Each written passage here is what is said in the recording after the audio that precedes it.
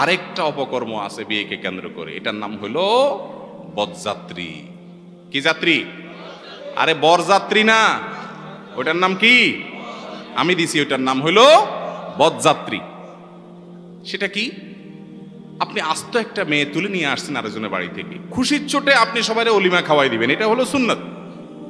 যে মাশাআল্লাহ একটা আস্ত মেয়ে, এত বড় করা, কত টাকা, কত শ্রম, কত চোখের পানি, কত রাত জেগে মা বাপ কষ্ট করে মানুষ করছে, আমি তুলে ডাইরেক্ট নিয়ে আসছি গায়েত করে ফুলের মালা দিয়া, সারা জীবনের জন্য এখন আমার। শরীয়ত বলে এখন স্বামীর কথা শোনাবো, আপনার কথা শোনা লাগবে না। বাহ, আপনি তুলে নিয়ে আসছেন, এই খুশির চোটে সবাই খাওয়াবেন, সেইটার খবর নাই। উল্টা বরং আবারও 200 মানুষ, 300 মানুষ, 400 মানুষ, 500 মানুষ আবার বায়না ধরে, আবার এটা নিয়ে বার্গেনিং করে না, আমাদের 300 লোক যাবে, আমাদের 400 লোক যাবে, আছে না নাই? যায় তারপর মেয়ের বাপের বাড়িতে খাইয়ে আসে। এটার নাম বরযাত্রী না, এটার নাম বদযাত্রী।